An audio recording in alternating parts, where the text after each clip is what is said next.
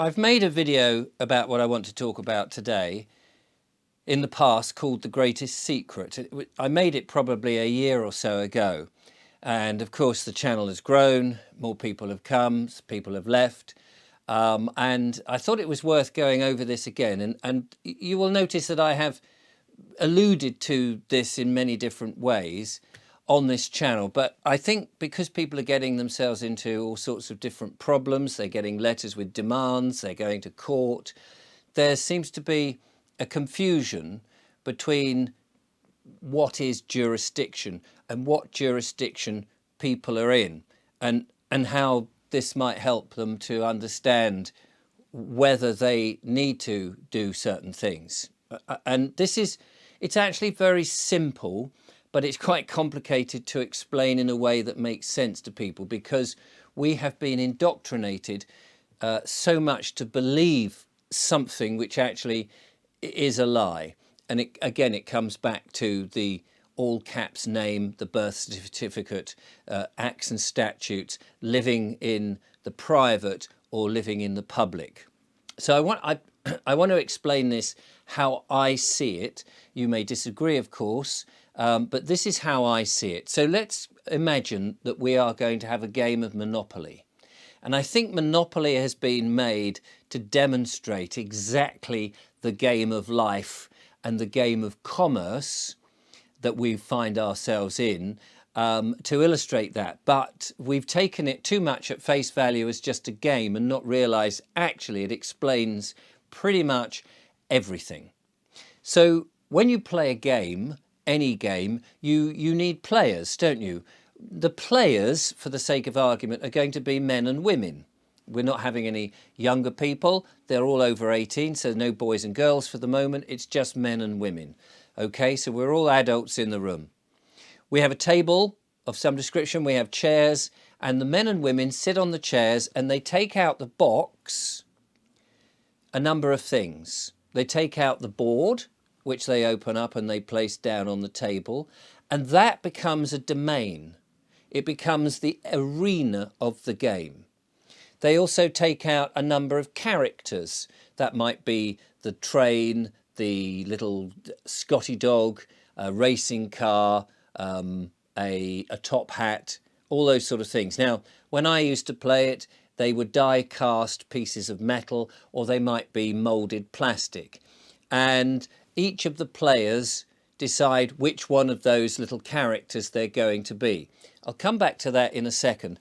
The other thing that you take out, of course, is a load of paper money, Monopoly money, which is put onto the table. And then there's the instructions, the rules of the games. I want you to think of those rules of this game as legislation, the terms and conditions, the acts and statutes of this game, of this world, which is completely artificial, and it has nothing really to do with the world of the players who are sitting around on their chairs. Their world, if they want to, for example, leave the game at any time, they can agree amongst themselves. If they want to just throw the game away, they can do that themselves. They agree. It's got nothing to do with the actual board game and the terms and conditions. They are outside of the game. I think that's fairly obvious. Okay, now let's go back to these little characters for the moment. Let us assume that as you open up the box, those little characters are not there. Oh, there's no characters. We've got nothing to play with. Imagine then that you come up with the idea, I know, very simply, what we'll do is we'll write our names on a piece of paper, little tiny pieces of paper, and we'll use those to go around the game. So we've got a bit of paper, and in order to identify whose piece of paper it is, we'll just write their name on it.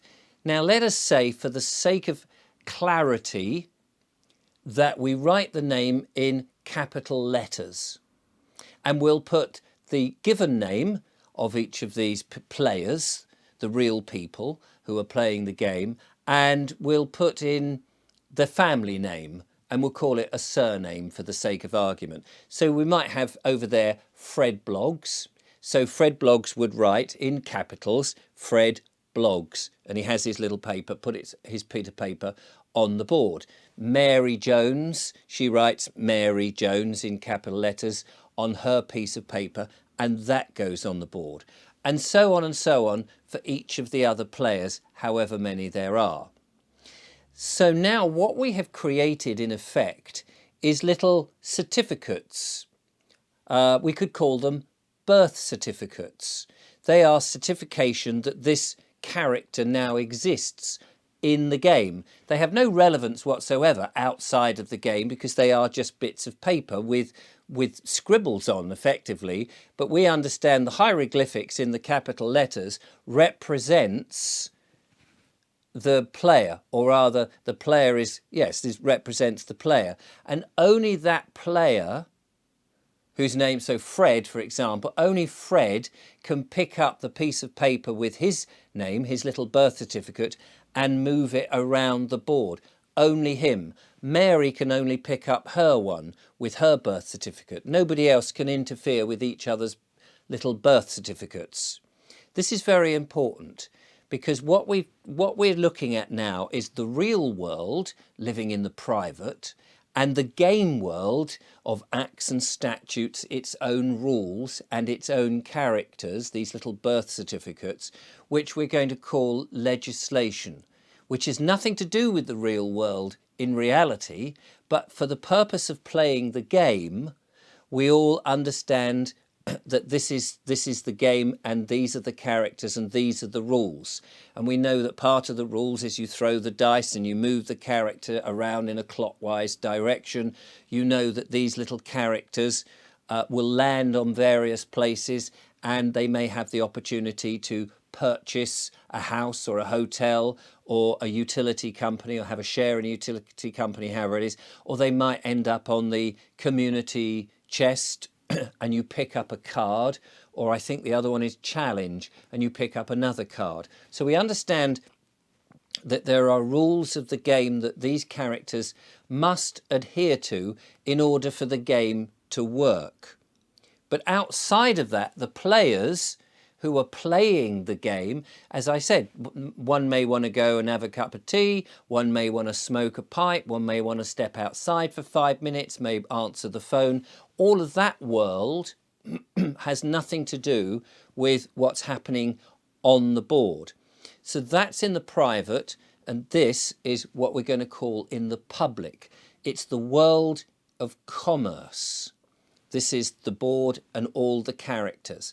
So your little birth certificate, Fred Bloggs' birth certificate, is in the world of commerce, but Fred himself, as a living man, isn't. He's got nothing to do with this unless he starts playing the game. So let's see what happens when you play the game. So first of all, you've got to throw the dice. And as soon as you do that, you're entering into the jurisdiction of the Monopoly game, the world of commerce. So you throw the dice, and then what happens is whatever that number is, let's say it's 5 for the sake of argument, you, the living man, pick up the little birth certificate. So Fred will pick up the birth certificate with the all caps letters of his name on it, Fred Bloggs, and he'll move it 5 positions around the board. And then wherever that lands, that's the end of his go. That's the rules of the game. And he can't cheat in that game because all the other real people will go, hold on a minute, that said 5 and you've only moved it 4 because you wanted to land somewhere that was more advantageous. And so you'd have an argument going on in the real world, but it's not really part of the game. These are 2 separate jurisdictions. That's the private, and this is the public, where everybody can see what's going on in public in the game.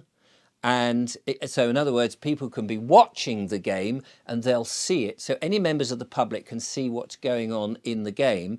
But what goes in private, if Fred wanted to whisper something to Mary, that would be private, wouldn't it? It's to do with Mary. If Mary wanted to say, hey, I've got an apple, would you like an apple and I'll sell it to you? Fred could buy the apple. It's got nothing to do with any of the other players. It's got certainly nothing to do with the game. These are very important distinctions because when you play the game, it has its own rules. So people can watch it, but only the character, only the real man whose all caps name is there can move his character, but he has to move it according to the game. Okay, so I'm stressing this because it's so important. Okay, so he's thrown 5 and Fred Bloggs picks up the little birth certificate with his name on it and moves it. And then it lands somewhere. Now let's just go back. The man has to pick up the representation, the birth certificate, and move it. Because the birth certificate, the little piece of paper with his name on it, can't do anything. It's a bit of paper with a name on. It cannot do anything. It does not have a life. It has no legs. It cannot hop, skip and jump. It cannot do anything.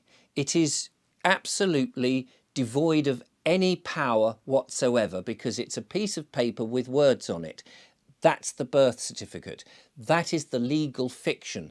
That is the capitalized version of your name that appears on bank accounts, on your passport, on your driving license, on your council tax bills. It's that piece of paper with those words on it. They can do nothing on their own. It takes the living man, the real man, to actually do something with it. And again, that's very important. It may sound like, well, that's obvious, isn't it? But hold on. So he moves the character 5. You're moving through life and you're taking with you this all caps name wherever you go. And you land on 5, whatever that is. And let's just say, for the sake of argument, that's one of the cards. That's either the challenge or the community chest. So the next thing that happens is, in the rules of legislation, in the rules of the game, you have to take a card and read what it says, and you're supposed to act on it. But hold on a minute. Who's supposed to act on it? Who's supposed to lift the card off the table and have a go? Well, it's supposed to be this little character, the birth certificate with the name, but we've just established he can't do anything. He's lifeless. He has no arms and legs, and he cannot read. He has no eyes. He has no mind. He has no consciousness. So the only thing that can operate that is the player, the man. So the man uses his real hand and picks up the card and takes it. Now let's just supposing that card is effective. It's a communication, isn't it? It's communicating to you. So it might be an envelope with a letter in it. And let's say that it says, oh, you owe the council £100. Effectively, that's an envelope with a demand from the council, which is in the world of commerce, which is a corporation registered on Dun & Bradstreet. It is a corporation saying you owe us some money. So then what happens? In the game, you've all been divvied out some of this monopoly money, which is not real money. It's not backed by gold or silver or anything. It's just money for the game, a bit like our fiat currency that we have in our wallets, our cash, or in our bank accounts. It's not backed by anything. It's just bits of paper saying I promise to pay the sum of on the demand. But it's actually not backed by anything, so you're not ever going to get any silver or gold on the back of it. It's just pieces of paper. It's fiat currency. So get back to our game, and it's laid out. Our little birth certificate named Fred Bloggs has landed on the council. He's opened his envelope, and there's a demand. Well, what happens next? Well, in the game, in the Acts and Statutes, this little piece of paper with these words on is supposed to pay the council some monopoly money.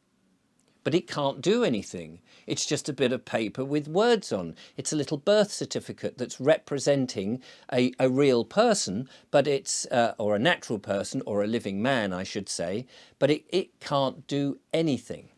It's only the living man then has to pick up with his real hands the paper money that's fiat currency and pay the council, which would normally just go to the banker or whatever in the game, and pay the council the £100 that's been demanded of it. And that's a very interesting point to focus on.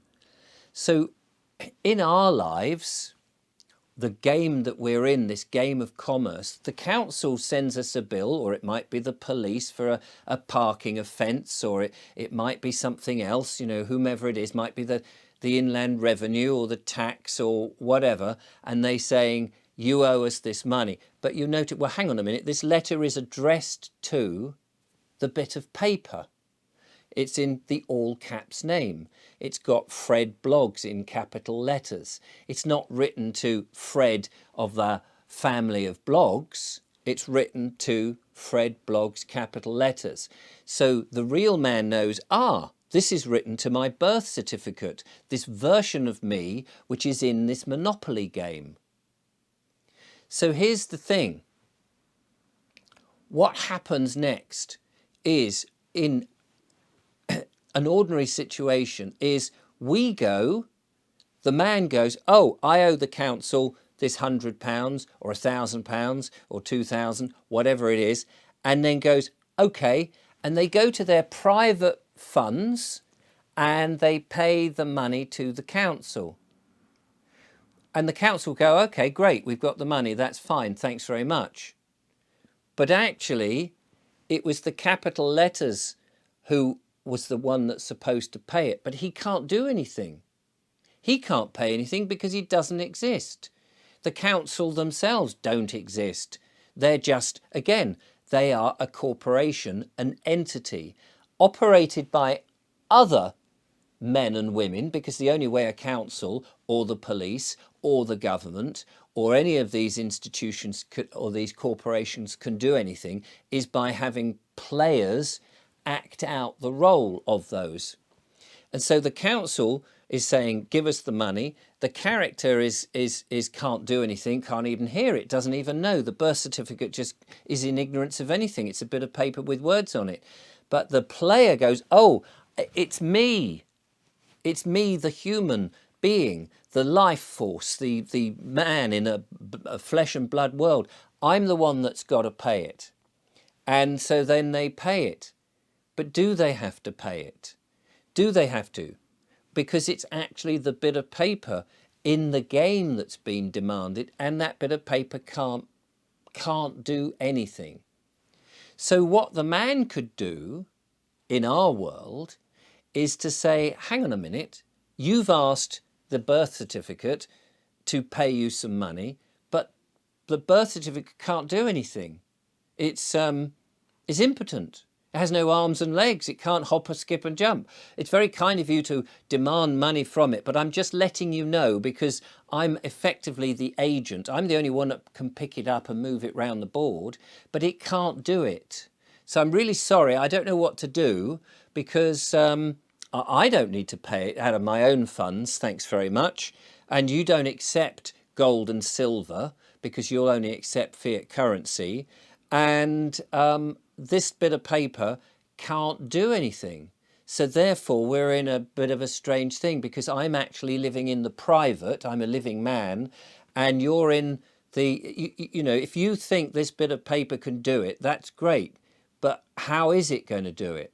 So then the council, the players who are playing the council get your letter back saying, but the bit of paper can't do anything because it's lifeless. And they go, yeah, well, we kind of know that, but we want you, the living man, to pay it. So we'll put on some costumes and we'll have a court case and we'll sort of say you've got to come to court.